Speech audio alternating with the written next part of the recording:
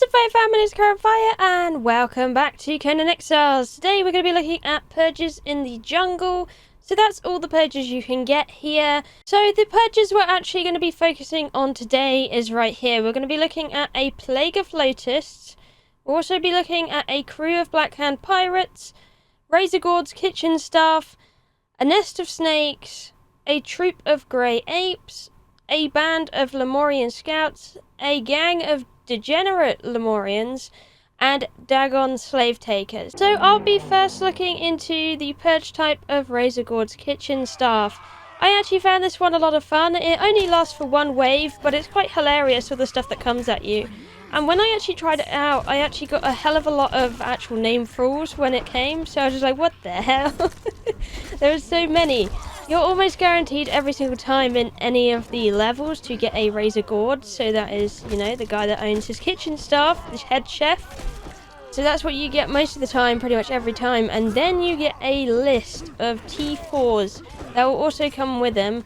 And you can also get alchemists, archers, cooks, and fighters from level 1 to level 3.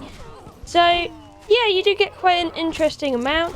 Again, I've seen on the Wikipedia that the chance is low, but from what I've experienced, it doesn't feel that low, you know what I mean? You definitely will at least probably get about 2 named ones in there from what all the testing I've done. Unless you get extremely unlucky, then of course that's also a thing, but I've tested it out at least 10 times and I've at least got 2 minimum at a time. The maximum of named ones I had in one wave was actually 5, and that one was absolutely incredible. So I'll be leaving the list up on screen right now, what you can expect to see in razor gourds. So all the named ones. There is a variety of blacksmiths, alchemists, smelters, archers, fighters, cooks, carpenters, taskmasters, mitra priests even, set priests, tanners, you name it. There's so many there. So yeah, there's a lot of cooks in there as well. It mostly does have a lot of cooks, but you can find some really good ones in there as well. And of course, in the series where we look into the purges, I'll be having a further look into what these guys do. The next purge I'm looking into is a troop of grey apes, which covers the most of the jungle.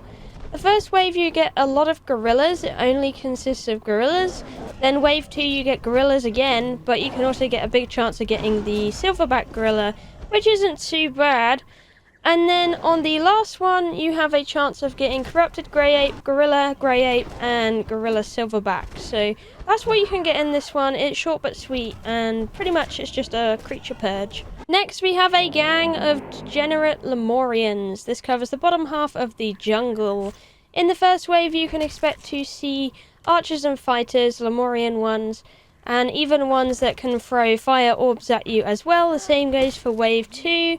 And the same goes for wave 3. When you get to about wave 4, that's when you get a chance to actually get some interesting things in here that might be able to help you with your crafting, etc.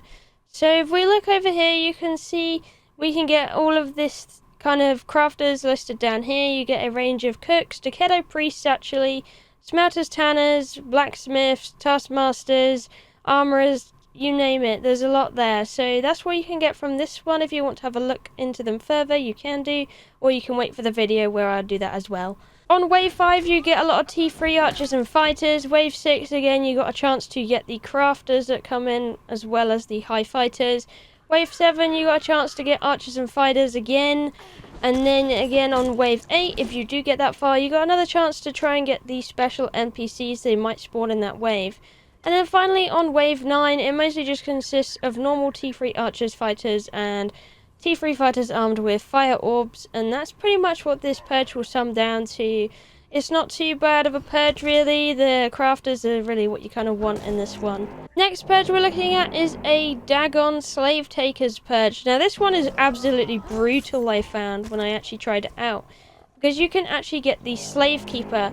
This is a massive fish guy that literally does not stop attacking and literally does not get staggered. Like, I'm not joking, it's stupid. And every time I've done this purge, I've got one at least every wave. So there's 3 waves in total in this one, and that's what I've received in this one. So it can be pretty intense. Do be well equipped for this one.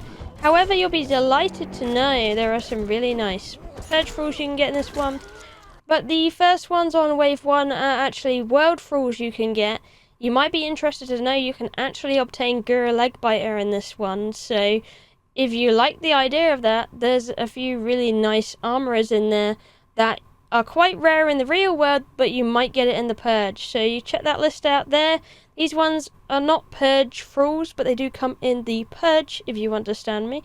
There is also a chance to get a range of T1 to T3 blacksmiths, carpenters, cooks, fighters, performers, smelters, tanners, and armorers. Wave 1 is exactly the same as Wave 2, apart from you can get special NPCs in this one.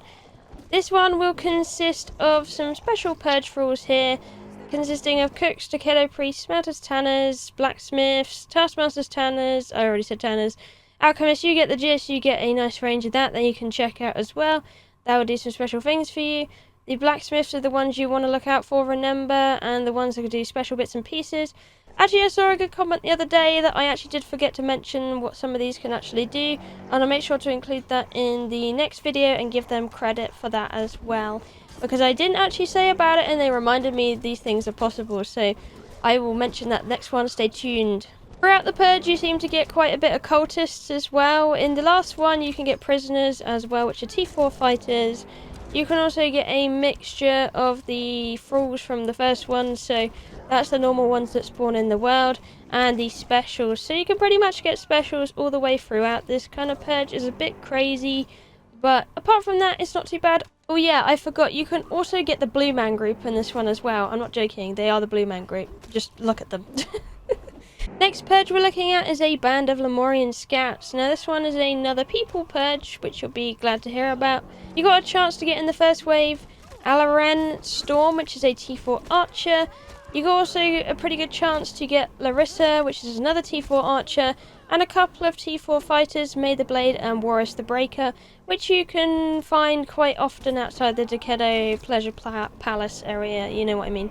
You can also get throughout this fight a lot of T1 to T3 archers and fighters, and then also on the first wave you got a chance to get some special NPCs as well. I'll leave the list up on screen there so you can check that out and see what you can obtain from there. Again, you got Decado priests and all of that good stuff.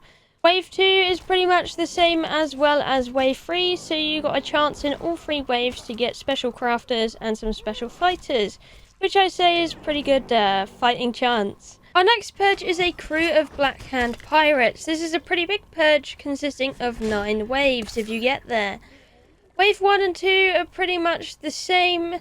You can get like T1 to T2 archers and fighters. You can also get a special NPC of the fighters armed with fire orbs. On Wave 3 is when it starts getting a little bit more interesting.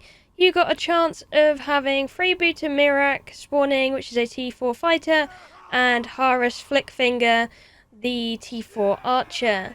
Then we move on to Wave 4, and that's when it gets even more interesting. You got T2 and T3 archers and fighters spawning, and you also got a list of crafters spawning now that you got a chance of getting. So you have all these different ones. You can get blacksmiths, alchemists, smelters, cooks, Mitra priests even, taskmasters, carpenters, you name it, and even some set priests in here as well, as you can see on screen.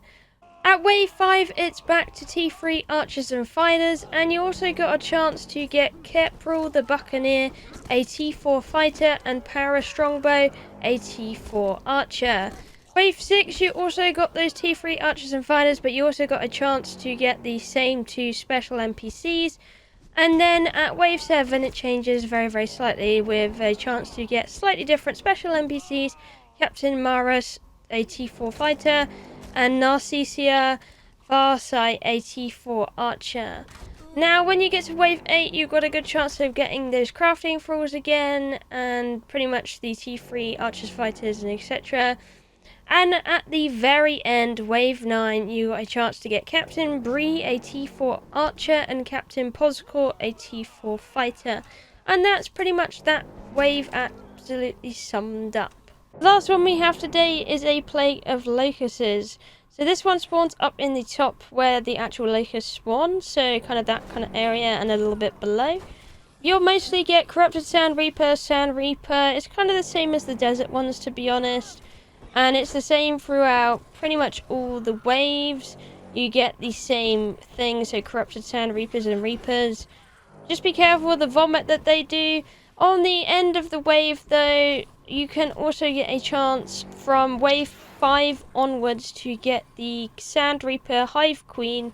So you'll need to be careful of her because she is a free skull boss and that can hurt. So that can be spawned in at wave 5 and 6. You can get those.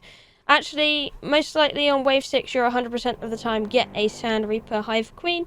I have every time I've tested it, so I mean, skeleton keys brought to your door is not exactly a bad thing. Unless you're horribly unequipped, then it is a bad thing. But that is pretty much all of our jungle purges. There are a few that overlap, remember, in the purge world that can go into this area.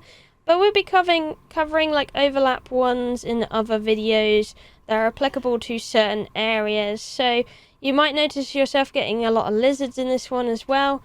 That is one that comes from more of the starter zone area, but it can spread into a wide area of the jungle as well as cultists of a different kind.